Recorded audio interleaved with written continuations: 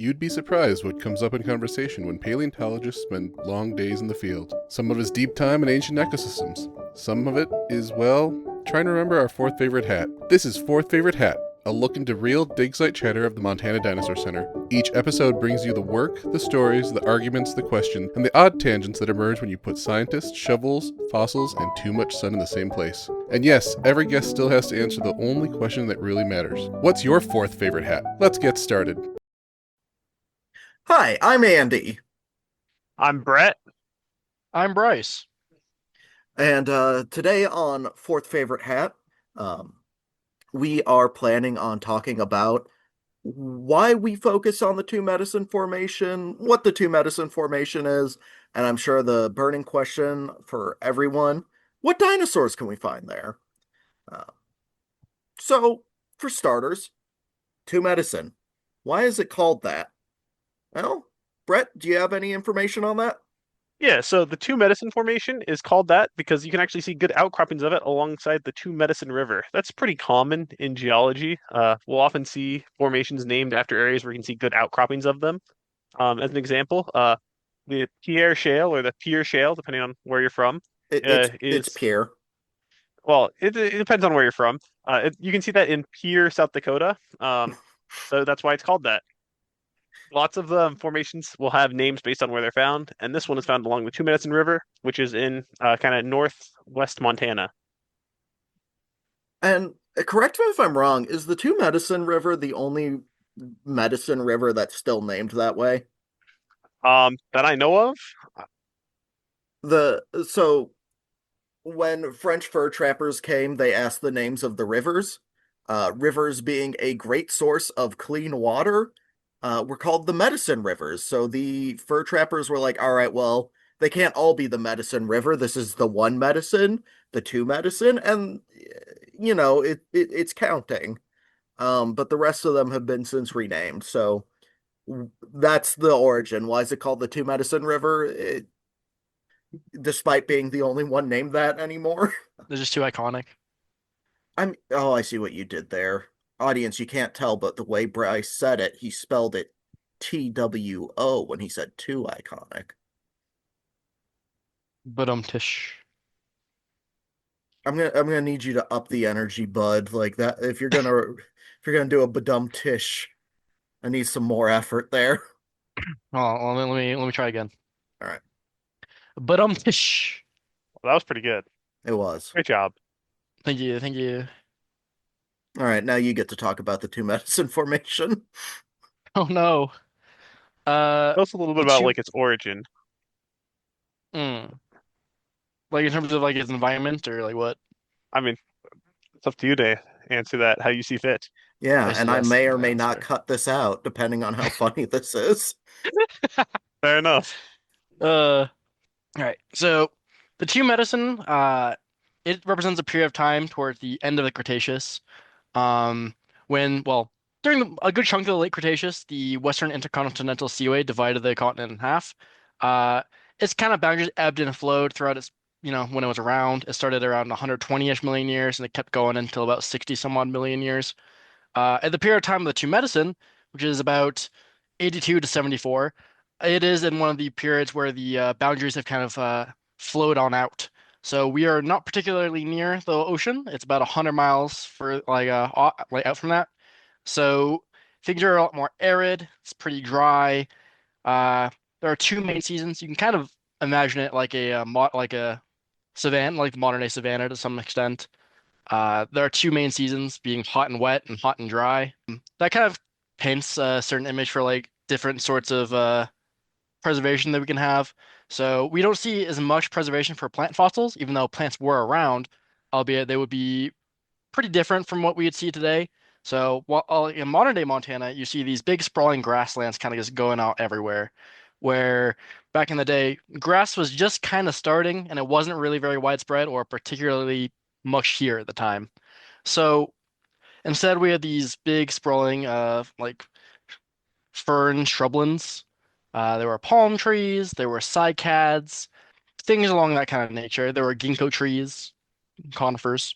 Yeah. So there was still vegetation, and a lot of that is going to be based off of similar aged formations and our knowledge of the environments.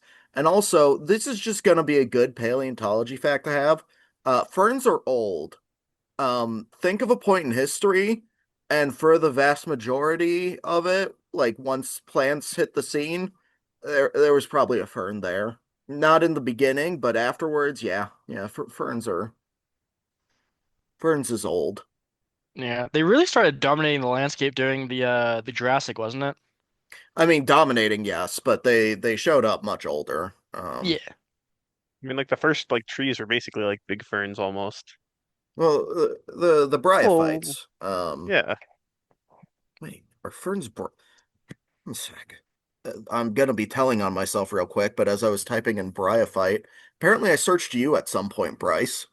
What? Yeah, it just suggested like I it mean, had I your get it. Bryce is a popular guy. it had It's your true. full name and security number in the recommended. Hmm. I think this guy Andy's something of an admirer. I mean, Bryce, everyone's got to have at least one admirer. That's true. Yeah, And why you not just drew the Andy? short straw and got me. Get it? Because he's short. This is an audio thing. They didn't For have the to know audience that. listening, Andy is 5'3". What? No, I'm not. Sorry, 5'4". He's a little sensitive about this. Oh my goodness. This is Andy slander. I will not stand for it. Splandy slander? Oh no. That's it. Bryce, as punishment, talk about more of the two medicine formation. Oh. Well, in the region there was also quite a bit of volcanism, which in combination with the previous, deposits from like mineral deposits from when the sea was around, uh led to a mixture of that with volcanic ash, which leads to a very prominent kind of mudstone in the area, bentonite clay. Now, bentonite is pretty important for the preservation of fossils in the region.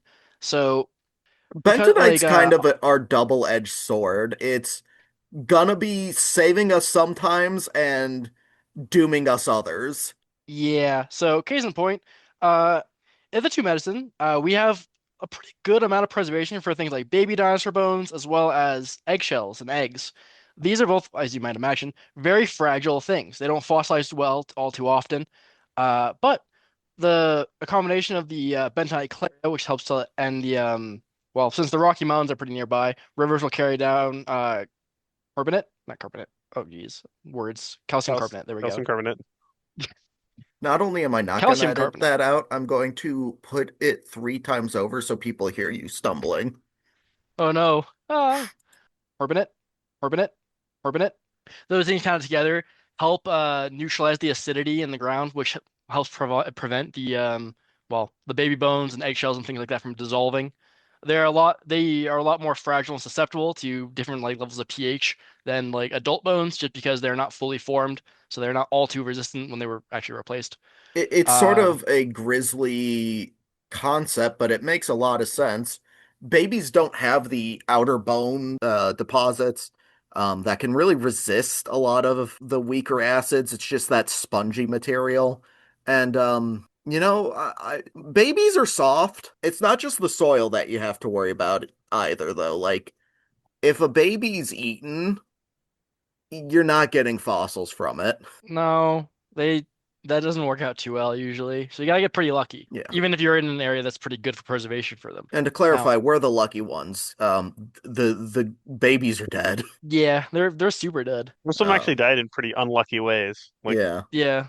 dude, Funnily landslides enough, or. tragedies makes for pretty good paleontology. So dude, there's nothing worse than when a kid asks you when the eggs are gonna hatch, and you kind of have to tell them they're not. yeah, yeah. Wait, they're not hatching?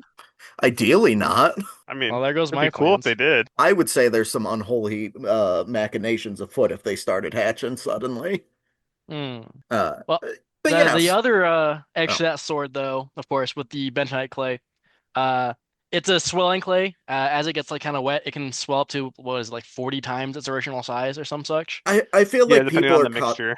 people are constantly changing what the amount is, so I'm just gonna do the safe bet and say a lot. Yeah. Now, all that swelling and unswelling, while that you want to be preserved are inside of it, isn't so good. So it leads to pretty much all of our bones being broken. They don't really come very put together anymore. sadly. We have the issue where they're very high detail because of the calcium preservation. At the microscopic level, these are very well preserved bones, detail wise. In terms of being one piece wise, they're not that greatly preserved. Almost never will you find a whole bone in one piece in the two medicine formation. Most of the time, you'll find one bone in like seven pieces next to each other. And you got to put them back together. Yeah, even the sturdier ones like femurs aren't, or sorry, femora. I believe that's the proper plural. Um, Indeed. Bryce, you say indeed like that in Oblivion NPC. I hope you know that. Which one? The one that goes indeed. I don't know if I'm actually familiar with that one. I'll have to look that up later. I don't remember all the Oblivion NPCs. What? Why not? I like the one that goes goodbye. I know, Bryce. You say that to me often. So, with our fossils not really coming in one piece, that's kind of why the two medicine formation is a more recently studied formation. Back in ye olde times, the 1800s, early 1900s, there was a feller named Barnum Brown, and he's credited as the guy discovering T-Rex. So, kind of a superstar. And he said, I'm going to paraphrase a bit. I don't have the paper at hand. We've got other ones. But he said four sentences about the two medicine formation. It has rocks. The rocks are bad. It has fossils. The fossils are bad. It's not really fair, but I understand what he's saying. The fossils were in a lot of pieces. So nobody studied the two medicine formation for decades. It wasn't until the very end of the 70s that Marion Brandvold Trexler found the first ever discovered baby dinosaur fossils, which led to huge examples of nesting grounds and reshaped our whole understanding of dinosaurs, going from big dumb dragons and display pieces to, oh, that's a smart animal. It has complex social behavior. And yeah, theoretically that could have been figured out much earlier, but Barnum Brown kind of didn't want to deal with it. Yeah, there's also the kind of like notion at the time where like since the Judith River is nearby and it's a lot easier to work in, it is kind of more of a lowland environment. So the idea was well, also, what's the point of working in the two medicine? Because like waterways would have washed down the animals that were present there into the lower environment anyway. So why bother? Hindsight's 2020. With our work, there's still a lot to uncover with the two medicine formation. That's sort of what kind of we're working on at the museum is trying to understand some of the mysteries. Our current dig site, titled The Graveyard, man, we're still trying to figure that one out. There is a lot going on there. And we've only been working it for about 5 years now, and we already have over 2,000 bones or fossil elements that have been recovered from it, which is a lot more than you might expect from a single site, especially since we're close to being finished with this one. Mhm. Yeah, so we have a huge bone bed, and normally when you have a huge bone bed like that, it's almost always going to be like one species. Normally it's like one big event that killed like one herd of animal or something. But we actually have a multitaxic bone bed where we have a bunch of different types of dinosaurs in there, which is very exciting and very rare. Not a lot of sites have both a lot of dinosaurs and a lot of bones. It's kind of And normally one or the other. it's not just dinosaurs, too. We find freshwater snails in it. Freshwater snail fossils. I need to clarify they're not modern. And just this summer, we found a lizard jaw for the first time. Yeah, so lots of interesting stuff going on there, and we're going to be hopefully able to tell you more about it as we go on and learn more about the site. It's sort of something I like to tell guests is this site took 74 million years to get to where it is now, and I've been working on it for much less time, so I don't know all the answers yet. In But 74 million years, we'll know all the answers. yeah, Yeah, You can quote Andy somewhere on around that. there. don't worry, I'll still be working it. I also want to say, Bryce, I had a hypothesis about the reason why the hadrosaur material that you study is mostly the back halves. This kind of Mm, dawned on me earlier. yeah. Um, so the go-to taphonomic explanation is that the hadrosaurs, these big old duckbills, they had ossified tendons which held their back sides together, and they were also tougher for scavengers to eat through. And I think that's just a convenient cover-up. Mm. Are you familiar with the Manananggal? I can't say that I am. It's a vampire from the Philippines. It's a lady who would detach her torso from her legs and go flying about and target pregnant women and women about to get married. So my hypothesis is that all hadrosaurs were mononongals. Hmm. And I'm going to need you to write a paper either accepting or refuting that claim. Well, if they were, wouldn't you just find their front halves separated from their back halves elsewhere? Dang, you found the one flaw in my argument. Exactly. Whew, that was a close one. All of hadrosaur science was about to be upturned. Bryce, you can cite me on in that paper you're gonna write. I will. Thanks. You know what? You could be the first author, even. So I know we said that like there was pretty much no one working on the two medicine formation after Barn and Brown. That's mostly true, with like one exception. A guy by the name of Stebinger was actually doing some pretty good in-depth research on it. He was working for the USGS, so he was doing surveys of Montana formations, and he was the one who actually described the two medicine formation and the different members of the two medicine formation. And he broke it up into kind of three sections: lower, middle, upper. But he was actually one of the first people to notice that there was actually quite a lot of material there. He said that he spent like a summer working out there with one of his friends, and they found 13 different species of dinosaurs. And this was in 1913. So even back then, that's a lot of different species to find in just one summer. Hmm. Most formations, if you guys remember, only have like 1 to 5 species in them. So for them to find 13 different ones, that's pretty incredible. By now, we know that that's pretty likely. They find all kinds of dinosaurs in the Two Medicine Formation. Almost 30 different species now have been discovered there. There's also the fun thing with the lower, middle, upper members. Normally in formations, you see what's called, it's called a couple things, but faunal grading, where an animal doesn't go extinct immediately, usually. You can see its fossils kind of linger and deplete or last into a little bit into a new rock type. There's there's a bit of that, sure. But for the most part, there's some pretty distinct like faunal cutoffs in the two medicine formation. And that's weird. I think that's also comes because we have so much here. Like oftentimes you have to break it up a little more arbitrarily because there's not as much of diversity to like be able to see the differences in between, right? So that's a little bit of an explanation for that. It helps, but not fully, you know? Yeah. Yeah. Inherently, there's always a bit of muddling of the waters when you're looking back in the past because of just like a preservational bias. We will never really be able to like know every single animal that lived there, so we're kind of just playing on the luck of what actually fossilized and what can be found. Mhm. Obviously, as time more goes on and we were and like paleontologists work those areas more and more, we get a clearer lens. But so we're always working towards a better picture. Yeah, I and I made mean, as we discover more new stuff, I mean, we'll figure out more and more of what the environment was actually like back then, how these animals lived, and as I said, we're finding new stuff all the time in the two medicine. Yeah, we're only getting better. And that's well, this is weirdly uplifting for our thing, but uh science is all about just building up the knowledge store for collective use. You know, we're building it so future people have something bigger to pull from. Yeah, speaking of building the future and getting clearer knowledge, actually, just last year in 2024, there was a really good paper done on the two medicine formation by Rogers et al. Where they actually looked up back at the two medicine formation. They looked at all the finds and everything. They looked at all the rocks, and they actually kind of went through and they did a bunch of dating and actually redefined the formation. And they decided there wasn't actually 3 layers to it, lower, middle, and upper. There's actually 4 members now that have been broken it up into. So this is kind of on the cutting edge of paleontology is going on right now in two medicine formation. Yeah. And we're even finding new dinosaurs. Now, before we get to the new ones, we can cover the ones that have been previously known.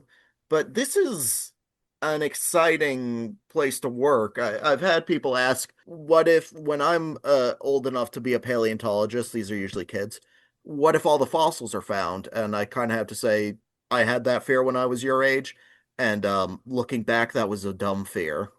I usually, You might not really think about it, but funnily enough, more dinosaurs are discovered and named every year now than they were in the past. It's kind of speeding up a bit as we get more proficient at this whole process.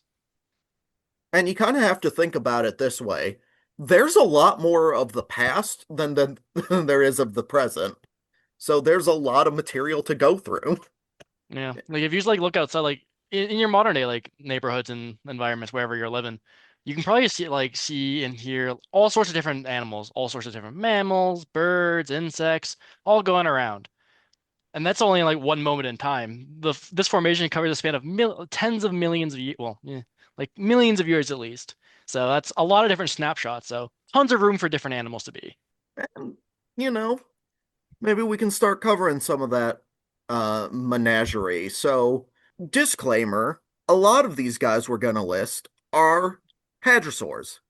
And there's sort of a good reason for that. There's one, preservational bias. These are big, sturdy animals. They're gonna preserve better. But the other preservational bias is they were very successful animals, which means they bred easily and proliferated and diversified, which means there's a lot of them to work with. Um, as exciting as it is to find a new specimen of a new dinosaur, if you've only got the one, it's kind of hard to do, environmental science, understand it as an animal.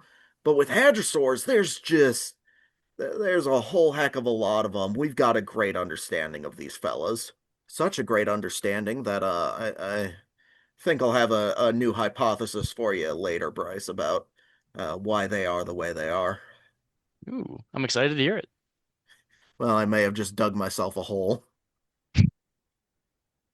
which I'm good at as a You're quite proficient at. paleontologist. It's true. Be careful you don't get fossilized in it. I was really hoping you would like call back to the beginning of this episode with your badum tish and do like a high energy one, but I see I'm expecting too much of you. I gotta keep you on your toes.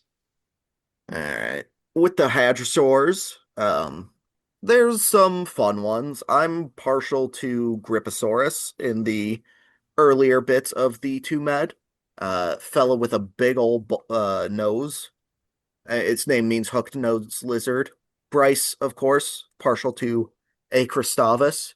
Whether or not that's true or not is irrelevant, but he says it a lot. It is true, actually. Well, yeah, you like well, we all like dinosaurs. If it's a dinosaur, we like it.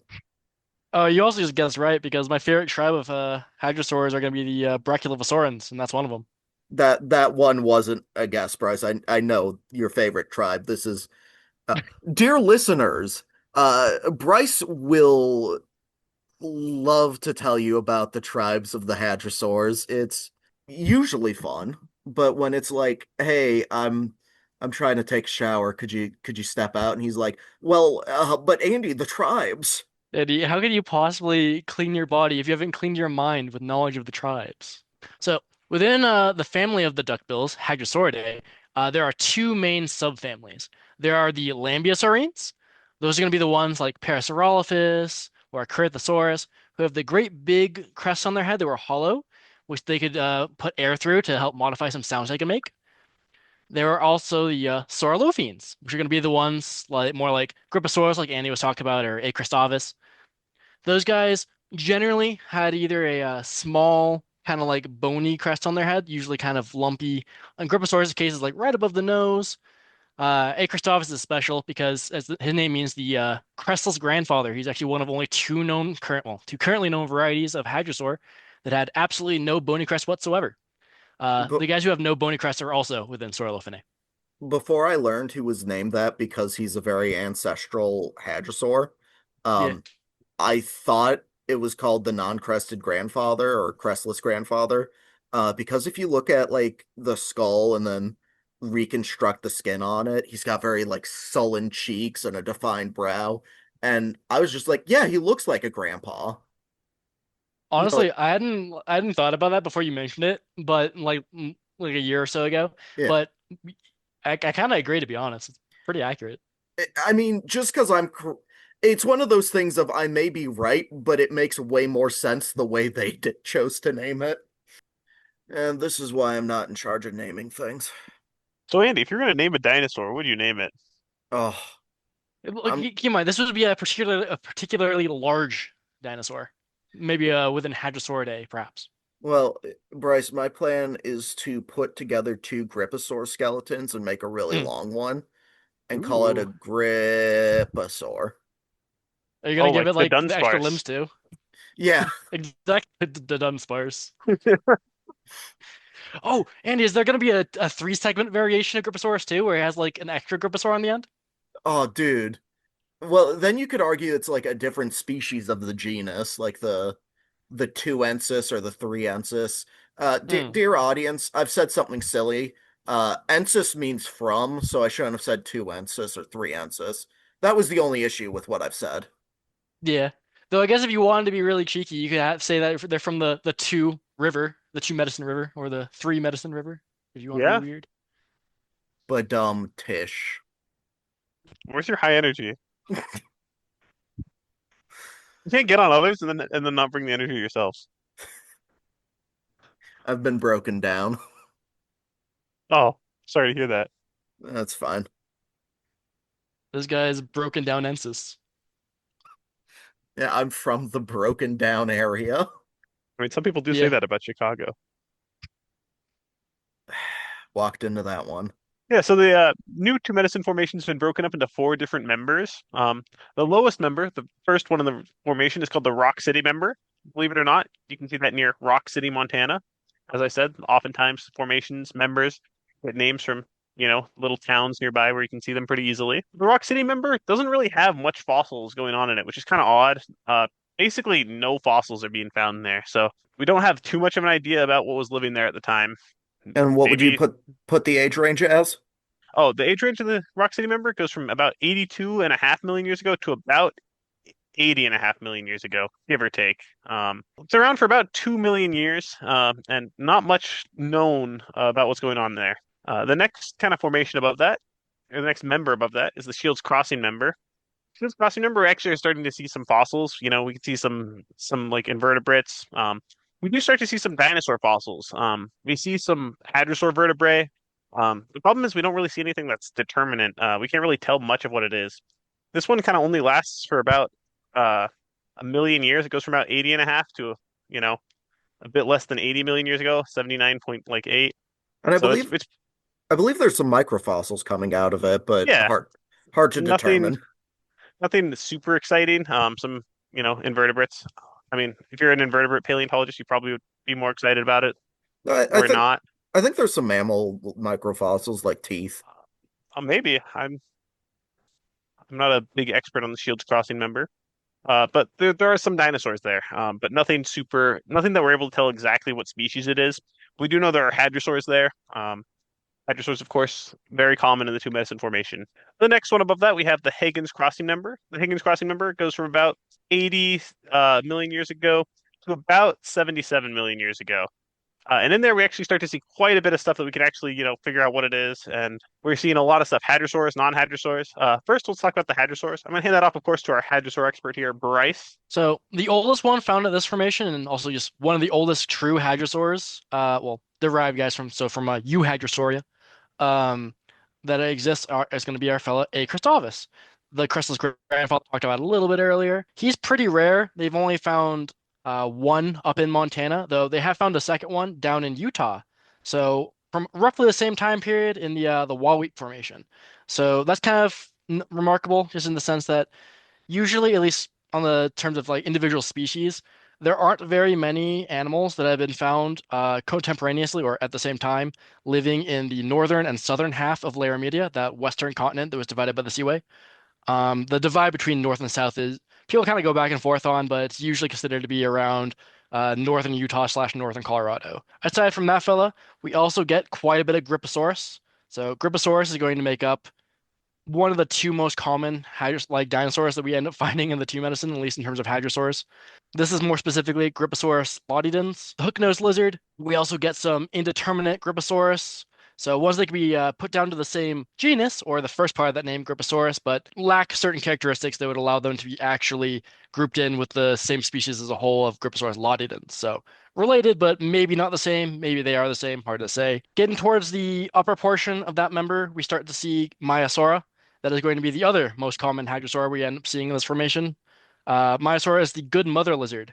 and that's the one that was found out originally at Egg Mountain. It had the wonderful nesting sites with all the different animals scattered around in that massive bone bed. That's kind of what led us to having that initial discovery in the late 70s that Annie was talking about earlier, where, that resulted in people looking at them more like animals, researching how they lived, seeing that they had parental care, stuff like along those lines.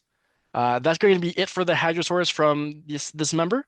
But there are still a host of other ones that have been found, so I'm going to pass it off to Andy. Currently, it's finally been named. This has got a pachycephalosaurid, which is very exciting. Work done by Kerry Woodruff and crew have named the unknown pachycephalosaurid. So these are the guys with the big old bony heads. This is Brontotholus harmoni. So this is very exciting because it's a whole new, well, when I say new, confirmed type of dinosaur. It's still old, just to clarify. Then we have a unknown dromaeosaurid. So dromaeosaurs, that's the scientific name for raptors. There is a small creature, a leptoceratopsian. So these are relatives of the ceratopsians, like Triceratops and Styracosaurus, but they're actually light enough that they could have moved on two legs or four, whereas their bigger relatives weren't pulling that off. And in Hagen's Cross, that's going to be Cerasinops. This is a relatively small dinosaur. Yeah, this fella's roughly gonna be about 8.5 feet long. I guess long enough, but small compared to what we're finding. Yeah. Now, for the unknown dromaeosaur, it's either Dromaeosaurus or Saurornitholestes. We're not entirely sure, but these guys were very similar to Velociraptor, who, fun fact, is not an American dinosaur. It's from Mongolia. What? So Jurassic Park isn't very realistic? Yes and no. There are some great things about Jurassic Park, but no, raptors weren't big or found. Well, velociraptors weren't big. Velociraptors weren't found in Montana. And also, they have a chewing brachiosaurus at one point, and it's like, how is it chewing? Next thing you know, you're going to tell me that Snakewater, Montana is not even a real place. Not yet, it's not. You're telling me it's not? Oh no. What? Where have I been getting all my snake water? Yeah. So the next member we have is the flag mute member. This one goes from about 77-ish million years ago to about 74.75 million years ago. It's by far the biggest member in the formation. That's the one that our current dig site, the graveyard, is at, and that's where we're doing all of our field work right now.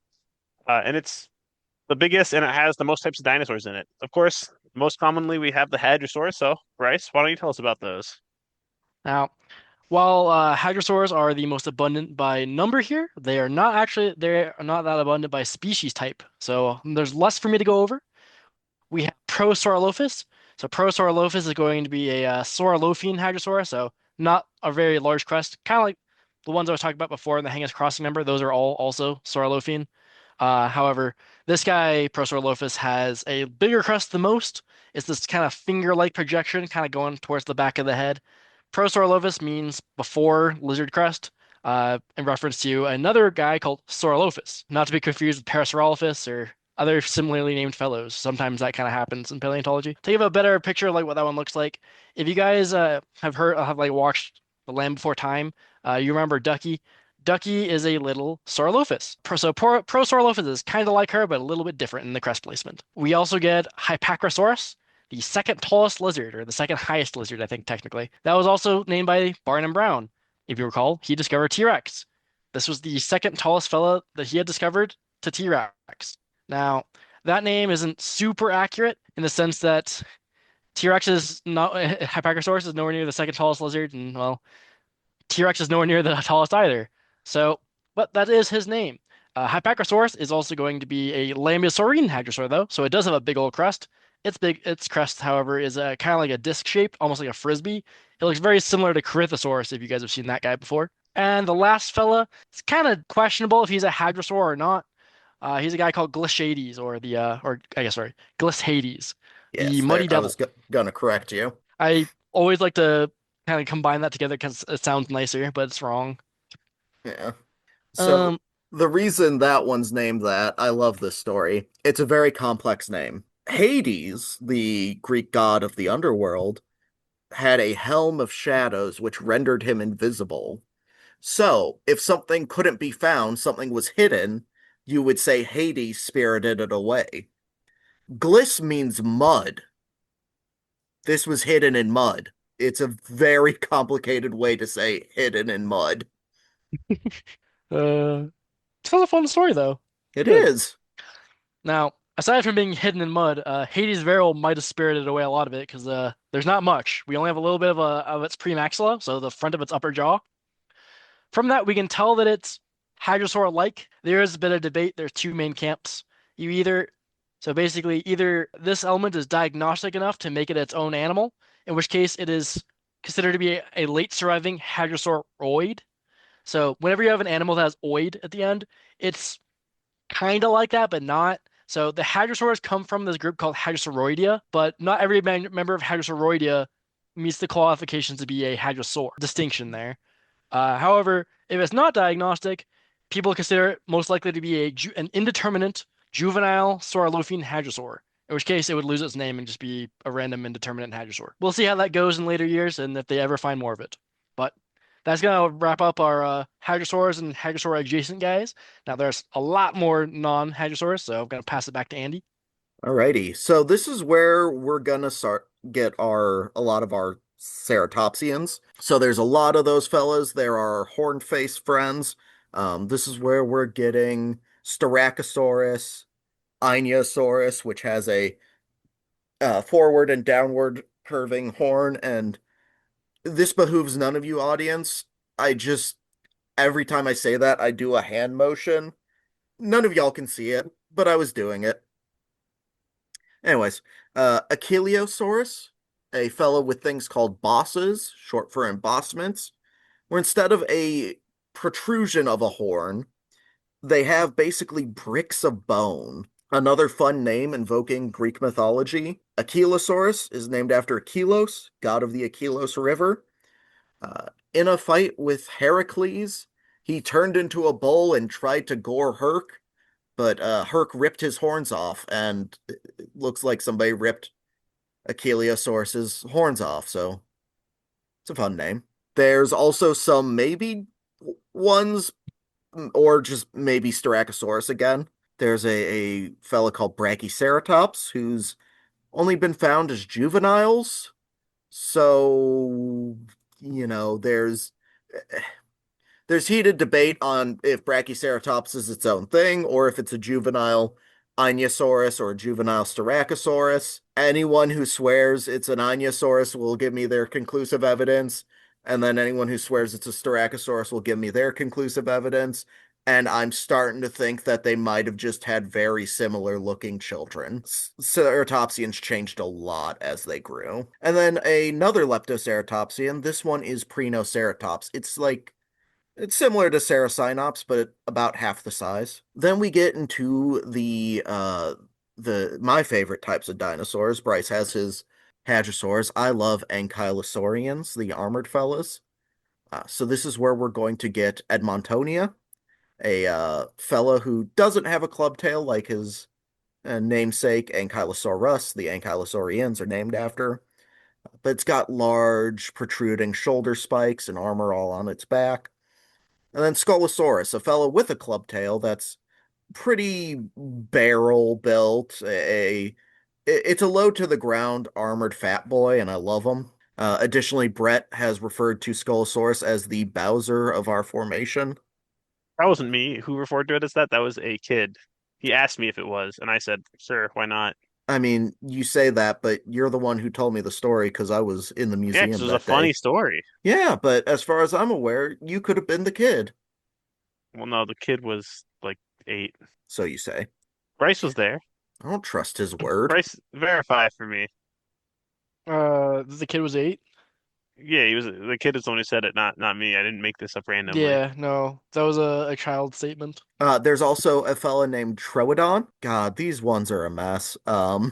Okay, each species of Troodontid is definitely a species, But the grouping is what we call a waste bin taxon, which is where you throw a bunch of things in a waste bin and you say, I'll figure out how they're related later. Currently, Troodontid is a valid group. We'll see how long that lasts. But we do have Troodon and plenty of Troodon eggs. We got Displetosaurus, predecessor. It's before T-Rex. It's a relative of T-Rex. It looks like a skinny T-Rex. And that's our museum's mascot, Rusty the Displetosaurus. Fun fact about him, uh, he's actually been found in both members. So he's been around in the air for a hot minute, albeit it was likely a different species. Yeah, there's a couple species of Displetosaurus.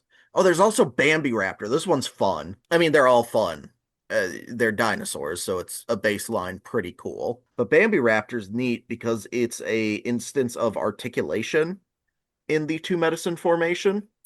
So articulation is where something has a semblance of a life posture when it's preserved. You get a lot of great articulation in like lake deposits where all the fish bones are there and you can even get like impressions of the fish and you look at it and you're like, yep, that's a fish. I'm sure you could tell by us saying the fossils are broken a lot. We don't get a lot of articulation, so the Bambiraptor being like moderately articulated is phenomenal. It's another small raptor. And then Orodromius. This is a fella that's gonna be more so related to our hadrosaurs, despite people thinking it's gonna be a raptor because it's a bipedal running fella. And it was also considered to be a troodontid at one point. I told you this grouping is a mess, but it's a fun fella. We've even got plenty of eggs. Well, more eggs of it than some other species. Okay, 19 eggs, but that's more eggs than I have. And some of those have fossilized embryo in them. So that's exciting. Yeah. He's also pretty closely related to a fellow called Eryctodromius, which is the only currently known burrowing dinosaur. So that's pretty fun. How do we know that it's a burrowing dinosaur? Well, because it was actually found within its own burrow. So burrows can be fossilized as well, albeit they're called trace fossils. So trace fossils are pretty much evidence in it, like wow. Trace fossils are evidence of animal's behavior without the actual animal being there. So the only real way we can say that an animal was burrowing is if we found it within its own burrow, like we did with Eryctodromius. The area where Orodromius has been found, there are burrows around, but we've never found anybody in them. So it's possible, and like he still has those like the burrowing adaptations or like digging adaptations for his front limbs. It's possible Orodromius might also be a burrowing dinosaur, but we have not found anything that really nails that down. And then I want to clarify when Bryce says we, if about finding stuff, us three, the lads, will talk about we being paleontologists as a whole. We unfortunately, the lads, don't have Eryctodromius or Orodromius burrows at our dig site as much as I would love it. Nah, that research is mainly being done by the Museum of the Rockies. I We're just wanted to we're working clarify. in a riverbed. There's no burrows in a river. Or, Well, there are burrows. It's just they're yeah, not from the Yeah, dinosaurs. not from dinosaurs. I was about to say, No Bret. big burrows. Yeah, we get small burrows all the time actually. It's like from worms and such. Mhm. So there's actually a secret dinosaur that Andy and Bryce won't tell you about that you can find in the Two Medicine Formation, maybe. Yeah, so there's another dinosaur in this formation called Ricardo Estia. Ricardo Estia is a kind of interesting dinosaur. Uh, it's maybe not a real species, probably. Um, it's only known from teeth, so that already is kind of dubious for dinosaurs. Mammals tend to have very distinctive teeth. Dinosaurs tend not to. So to only be known from teeth as a dinosaur means it's already kind of dubious. It's also known from Montana, New Mexico, and Kazakhstan, very nearby places. So probably not all the same guy. Uh, but it's a little dromaeosaur, a little raptor. So it's kind of a fake dinosaur, but it's here, whatever Uh, it is. So one other kind of dinosaur that's kind of newly discovered just last year in the Two Medicine Formation is there's actually a new species of teratophoniid dinosaur. So these are a group of tyrannosaurs. that have previously, before this one being found, have actually only been found in southern Laramidia, typically in Mexico or like New Mexico, Arizona. So very far A little south. bit in Utah too. Yeah.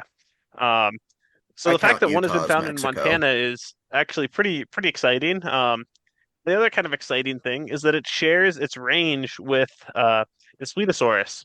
It's typically not common that you see two large tyrannosaurs in the same area as one another because they'd often, compete with each other and everything. One would just move into a different spot.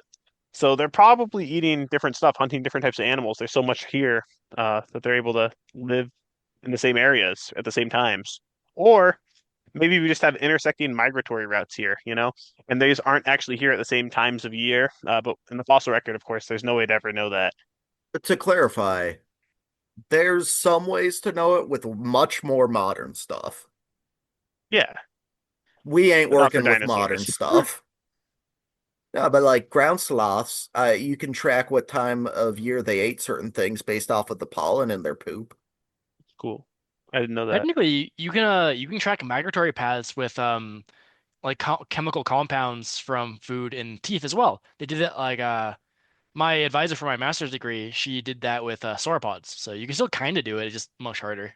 So, Bryce, if you had the choice between tracking it via sauropod teeth or ground sloth poop, what would you choose? Hmm, probably the poop. I'm not gonna lie, I thought you were gonna say the sauropod teeth. Yeah, but like there's the fun tie like modern stuff because like the whole thing with avocados almost going extinct because of the death of the giant ground sloth because the giant ground sloth was the thing that primarily consumed them and then spread the seeds around. It's kind of a cool The idea. reason we have guacamole is because of ground sloth dong. It's great. Yeah.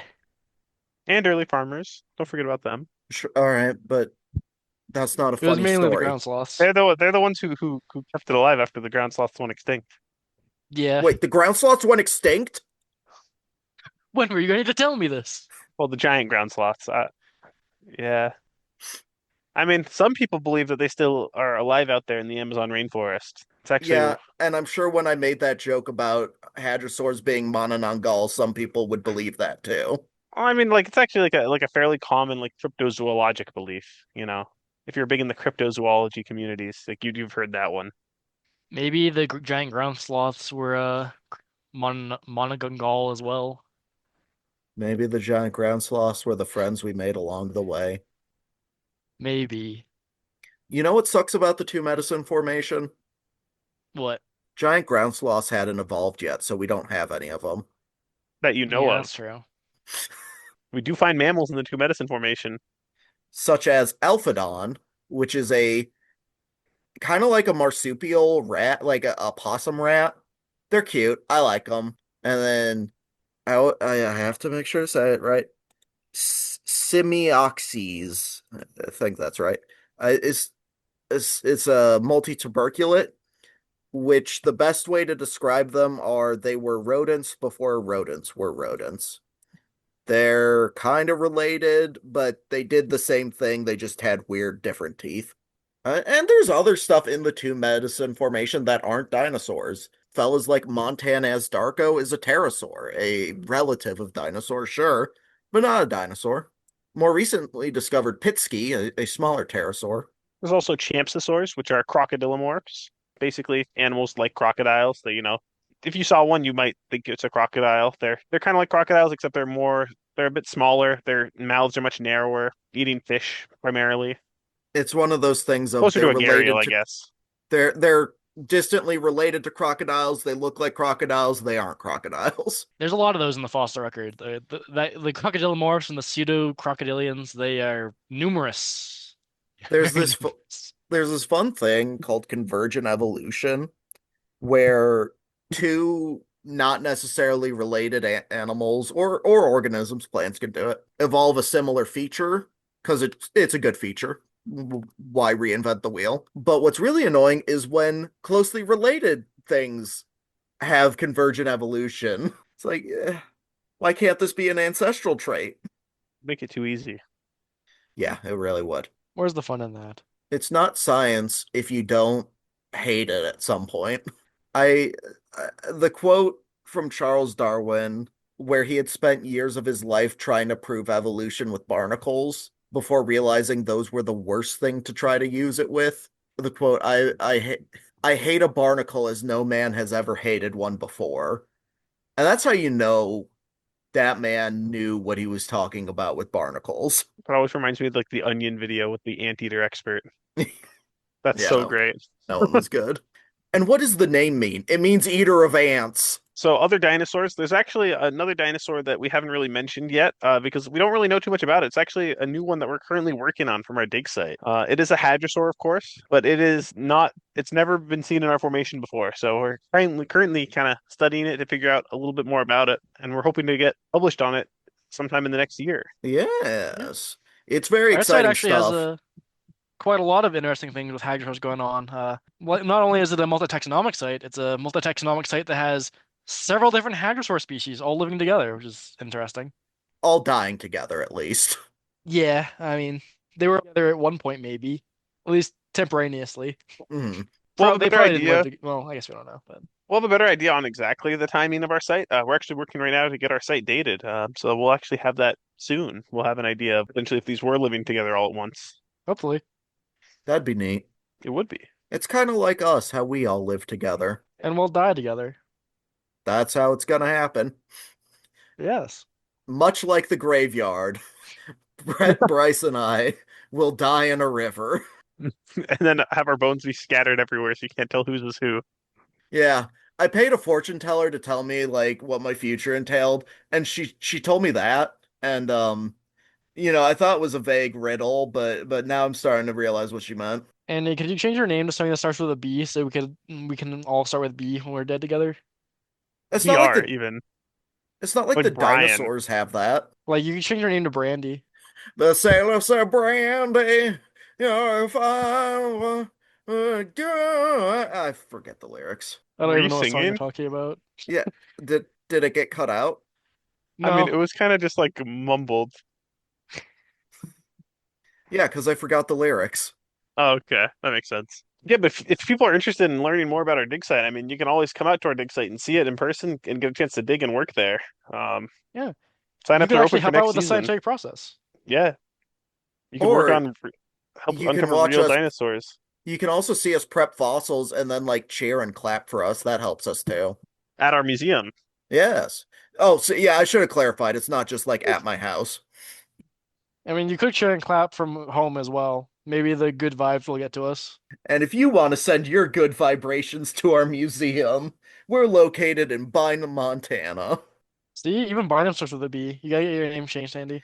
Ooh, our museum's name doesn't start with a B. We're not Buh Montana Dinosaur Center. Not yet. Soon. Put it to a Facebook poll. It's not Bamiasora. Like, not everything has to start with a B. Not yet. All Our day right. is coming, isn't it, Bryce? It is. My time is nigh. Well, I hope you guys have enjoyed this episode. I'm still Andy for the time being, I'm Bret. I'm probably Bryce still. and have a good one. That's one conversation down, and there's millions more waiting for us out in the ancient dirt. If you want to join the crew on their next auditory adventure, subscribe to the Fourth Favorite Hat, the Montana Dinosaur Center podcast, available wherever podcasts are distributed. You can follow the museum on social media at TM Dinosaur Center, visit tmdinosaurcenter.org, or swing by the museum in Bynum, about 80 minutes north of Great Falls on Highway 89. Thanks for listening.